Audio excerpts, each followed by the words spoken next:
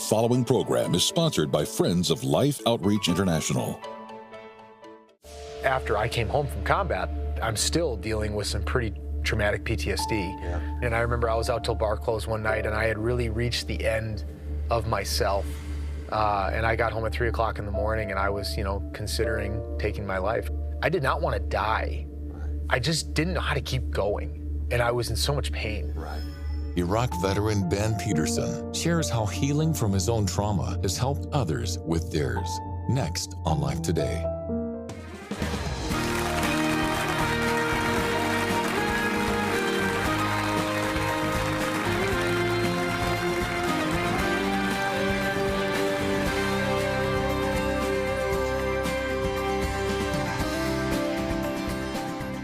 Welcome to Life Today. I'm Randy Robinson. So good to have you. You know, I like to think of this world as the crossroads between heaven and hell. And if you look around, you'll see both. And we're here to bring heaven down. But a lot of times it feels like you're going through hell. If you're one of those persons today, I just want you to know that there is hope. You're going to hear the testimony of someone whose hell was called Iraq. Ben Peterson is my guest. Great to see you, Ben. Good to see you, man. Thanks for having me on. I appreciate you being here. Yeah. And I teed it up a little bit so that people hopefully would hang on because it's a tough story. Yeah. Take us back to what got you in the military in the first place. Well, I grew up in a military family where really the greatest thing that you could do with your life is serve this nation in combat. And, growing up around that, I watched my dad helped World War II, heroes tell their stories and unearth 50, 60 years of stuff that had never been talked about, right? Yeah. And then, of course, like many 9/11 combat vets, when those two planes went into those towers, it was just like, this is something that I need to do. Yeah. So I turned 17 and I joined the military. I had a 18 X-ray slot, so that would be to go into the Special Forces and be a bad dude. Got bullied a lot in high school and had a lot of challenges there. And so I wanted to become that kind of person that would never get messed around with again. But then life took me in another turn. So you didn't, 17, don't you have to be 18? You got to be 18. So you got to get your mom and dad to sign. Okay. And then I went through the MEPS kind of inboarding where they do all the medical stuff. And I failed the colorblind test. The colorblind test? Yeah, so they basically take all these colors and they make numbers out of them, and if you're colorblind, you can't see the numbers. Really? Yeah. So did you know you were colorblind? I had no clue. So I got a 3 out of 20, and then they said, you can't be in the Special Forces, and think about it, if they ask you to cut the green wire. Wow. That's not going to work. Wow. Well, so you volunteered, at a young age to serve our country. Yeah. And then they tell you, sorry? Yeah.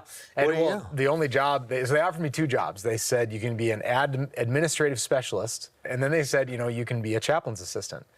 And I said, well, what's that? And they said, you're the bodyguard of the chaplain, and then you're his ministry assistant, And that was the first time, Randy, that I really felt that unique, indescribable, I've got a call on your life kind of thing, right? Were you close to God at this point? I had just given my life to Christ. Okay. The bully of our high school got radically saved by his aunt dragging him to a prayer meeting.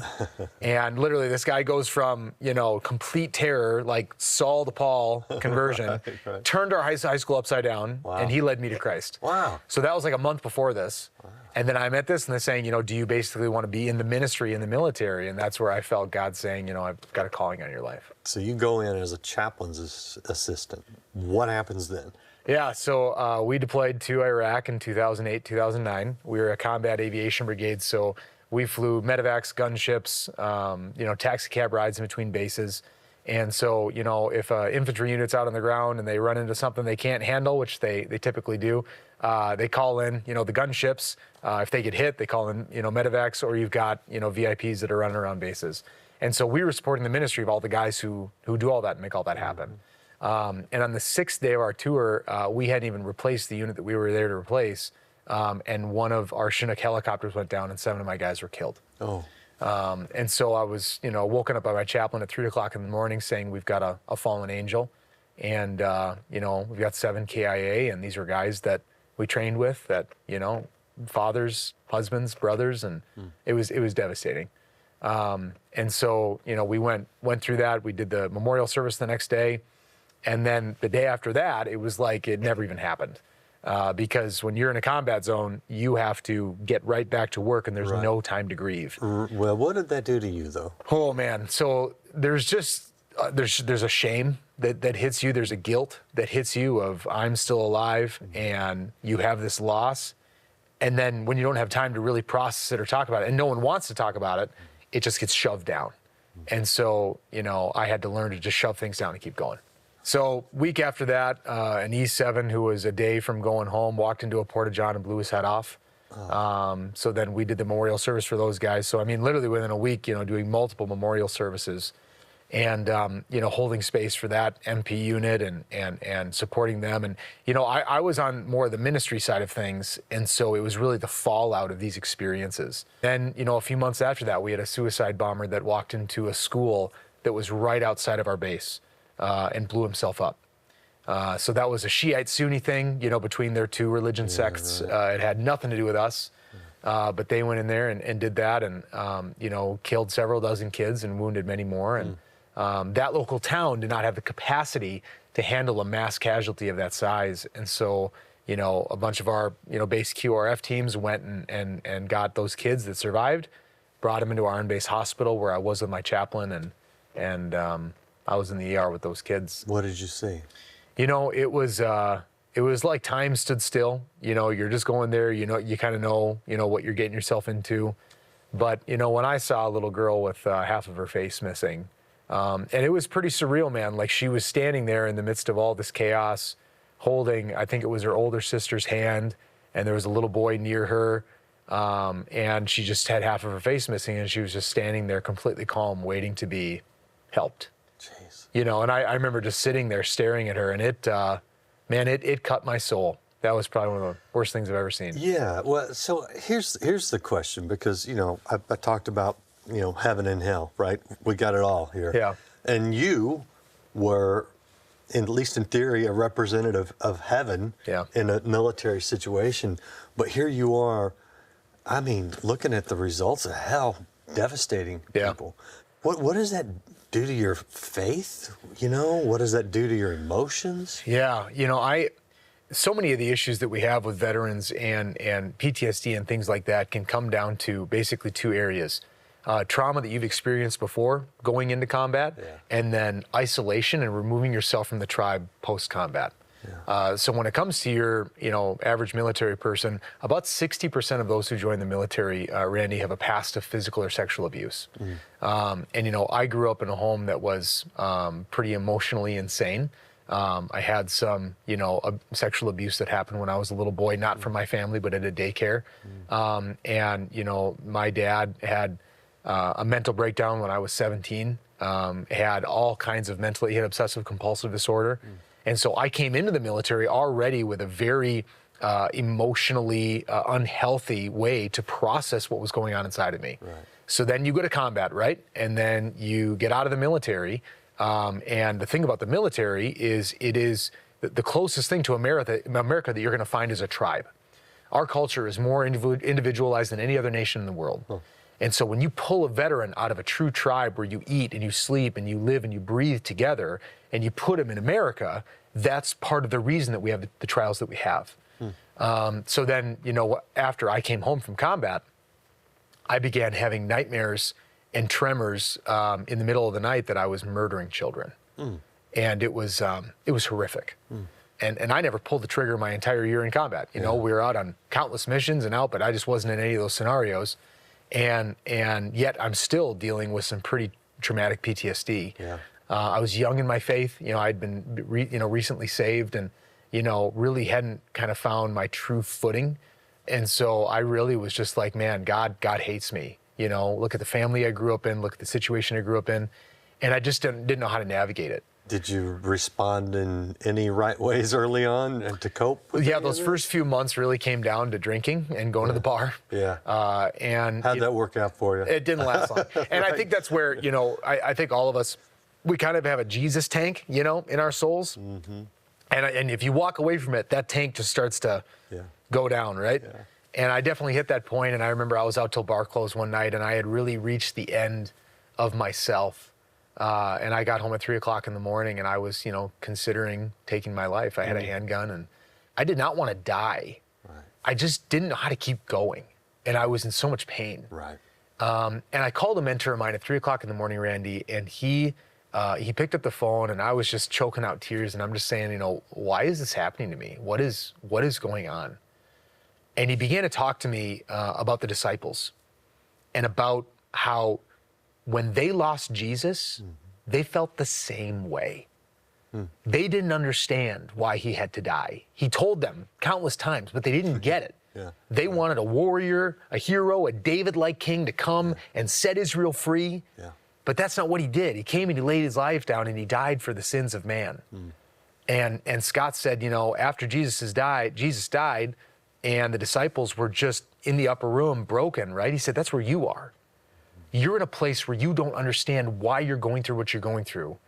But beneath that pain, beneath everything you're going through is the greatest victory than the world could ever know, because that was Jesus dying for the sins of man. And then the disciples realized that when Jesus resurrected from the dead, and they went and they changed the world. Yeah. And 12 people now resorts to 2.6087314 billion people in today that now follow Jesus. So then that's what God did with me. Met me in my brokenness, met me in that moment. I decided, I'm going to follow Christ, and I'm going to dedicate my life to him.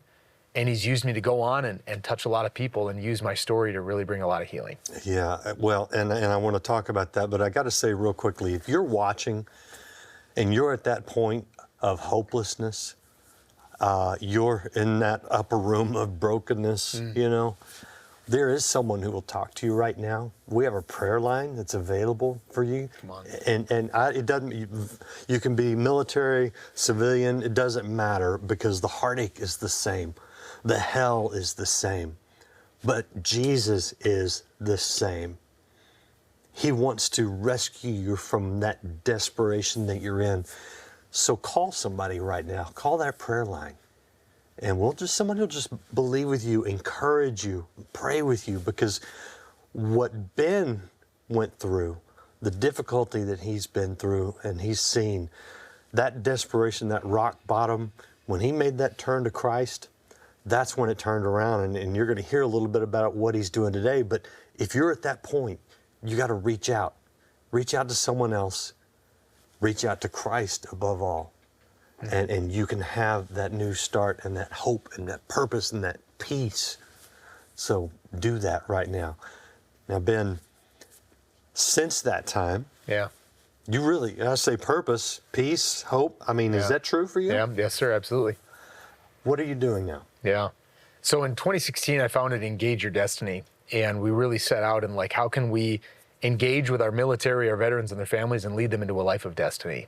And our real battle cry is to see a world without military suicide. We have many issues with our veterans and and their families, but we really have gotten into the niche of focusing on our active duty military. And so, we've really found that how we're going to eliminate, suicide in our active duty military, which we're working towards every day, is to use two main tools in working with active soldiers that are deploying and are the defenders of freedom. The first is emotional health. Yeah. So as I said before, about 60% of those who join the military have a past of physical or sexual abuse. And we're in a very challenging time in our nation where where 71% of Gen Z is qualified to join the military, can physically or emotionally or mentally join our armed forces. Wow. It's a huge problem. And so, with all of that, about half of Gen Z as well grows up without a father figure in the home. Highest amount in history. And so we have a lot of young people coming in the military that have a lot of significant challenges that they're bringing in to the military. Right. But on top of that, the cell phone has slowed down emotional development for 18-year-olds by about 2 to 3 years due to lack of social engagement. So your average 18-year-old is about a 15 or a 16-year-old based on if you don't develop the muscle, you can't deadlift, right? Right. And so it's the same thing with the emotions. And so that's where we work with soldiers on active duty basis on their emotional intelligence, helping them navigate and giving them practical tools on how they can navigate their emotions in a healthy way, make better decisions. Yeah. It's also the research has been unbelievable around mental health when it comes to spirituality. Yeah. And the science has shown that military or veterans who have an active faith life are 7 times less likely to commit suicide. And the research of Dr. Lisa Miller out of Columbia has found that the cortical thickness between the right and the left brain and the ability to process emotions is 80% thicker in military or veterans who have an active spiritual life. And so that's where we train soldiers in helping them engage and find, their path for spirituality. But then we also have free will events on base where we put up flyers and we have, Chick-fil-A and bring in artists and bands and things like that. And we're building an incredible ministry on bases for soldiers to engage their faith in a total free will, voluntary way. And so we really do both and play in both spaces and hold that space well and honored. And that's where we're really working towards, through emotional intelligence and through faith, to see a world without military suicide. And I love that. I applaud that. Thank you for doing that. Yes, we love and respect all those who serve our country. If you're one of them or a family member of one of them, we thank you for your service. It's interesting that what you're applying, you're talking about, emotional health and the spiritual component. I mean, that's universally true. Absolutely. And that was true for you. And that's true for anybody, wherever you're at. What would you say to someone who, whether they're military or not, might be struggling, saying, I'm in a bad place. I don't know how to process things, and my emotional health stuff, whatever. And they haven't necessarily turned to Christ. I mean, is that really the only way, or are there maybe some, right?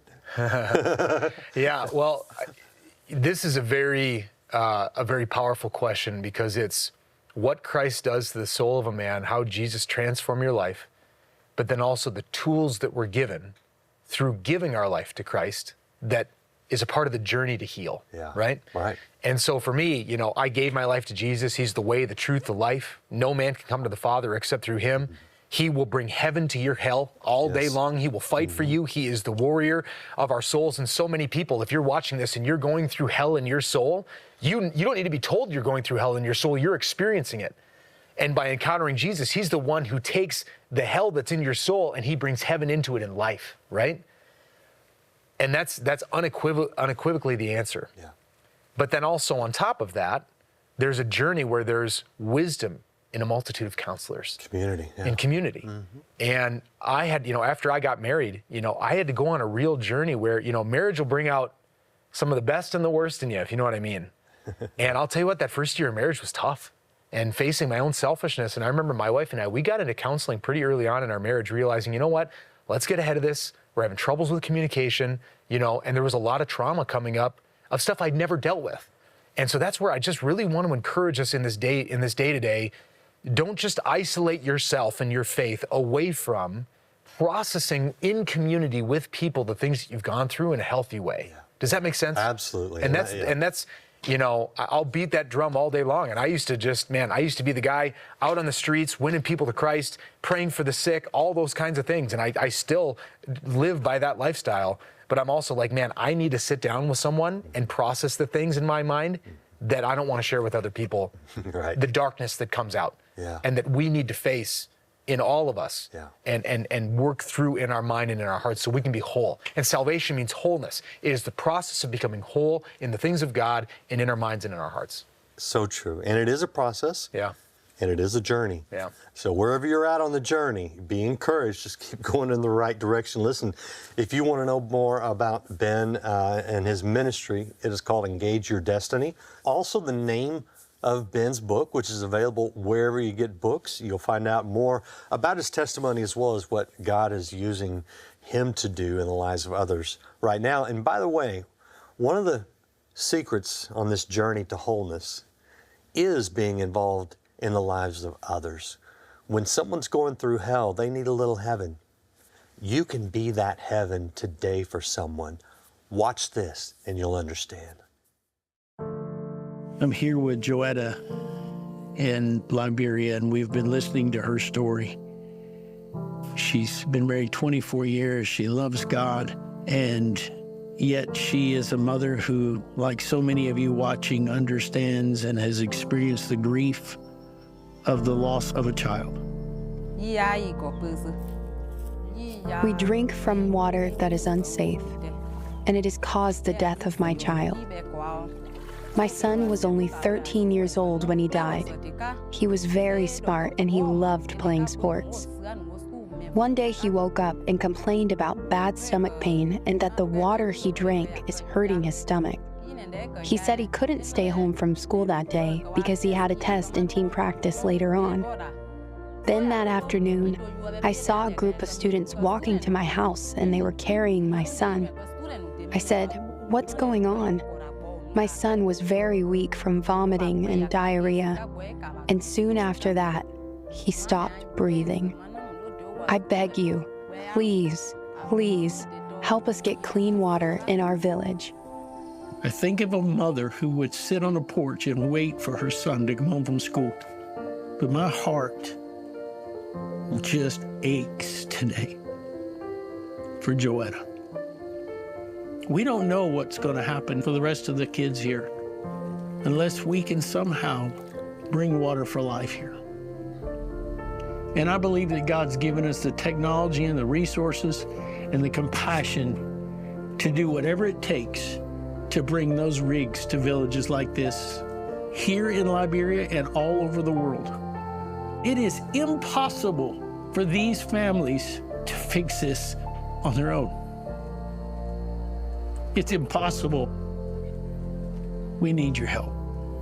We need your help right now.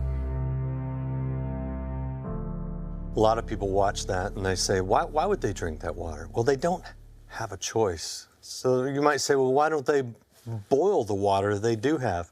I don't know if you noticed, most of them are carrying plastic. And some of them do try to boil or filter, but I don't know if you've ever tried that.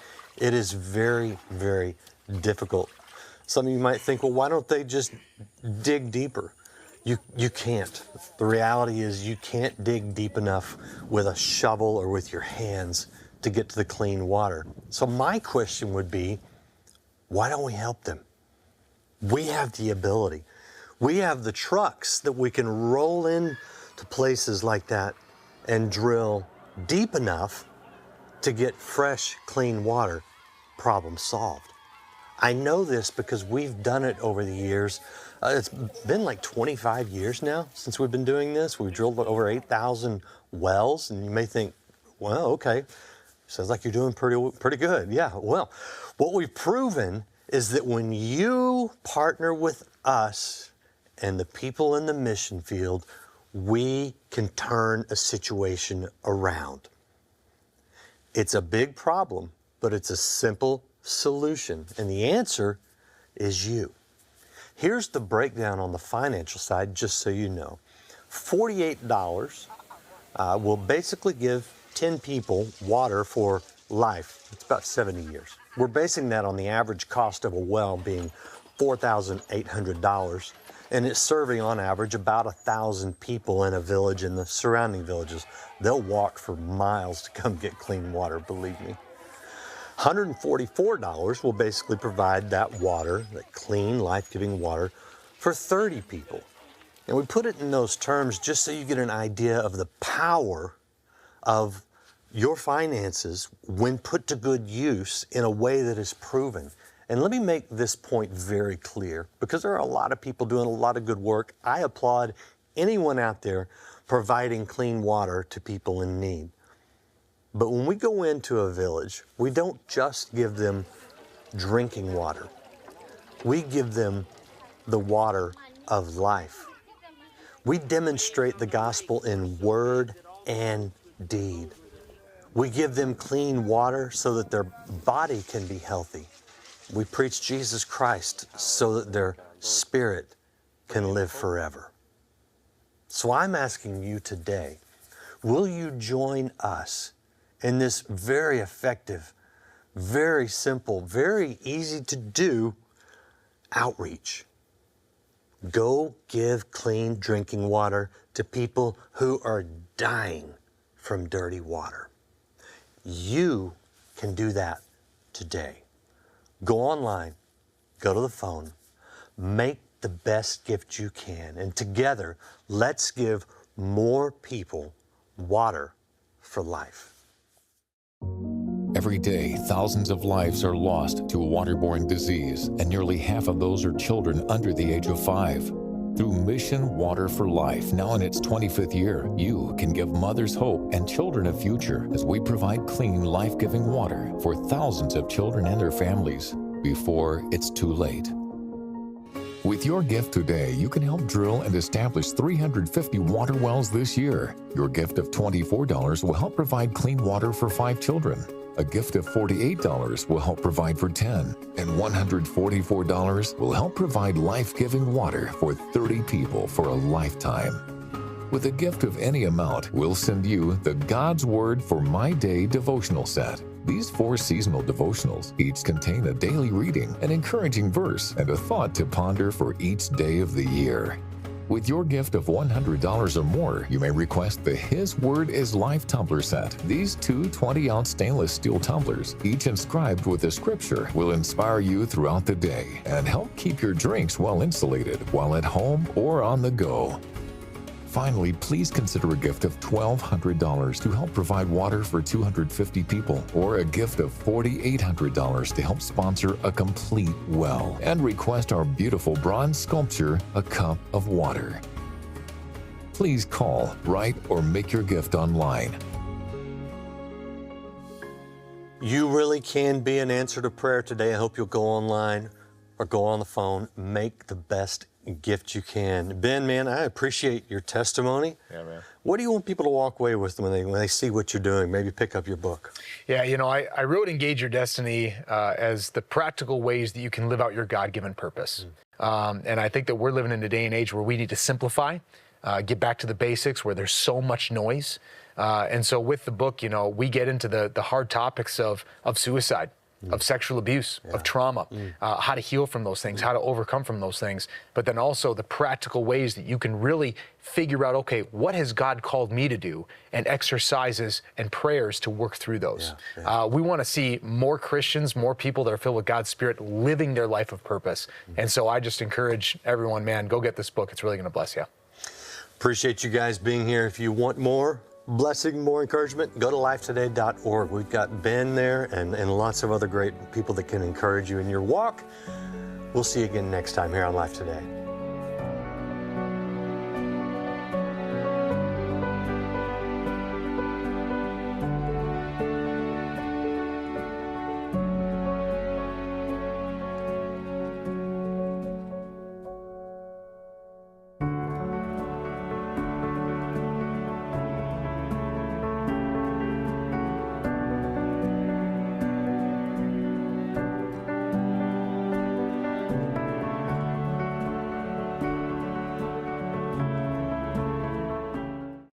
And I was looking at the scraps of my life, and I was just like, you didn't hold up to your end of the bargain, God. Right.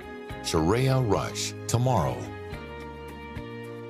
Life Today is made possible by the supporters of Life Outreach International. Your gift will be used exclusively for the exempt purposes of life. The ministry features specific outreaches as examples of the programs it supports and conducts. Gifts are considered to be without restriction as to use unless explicitly stipulated by the donor. The ministry is a member of the ECFA.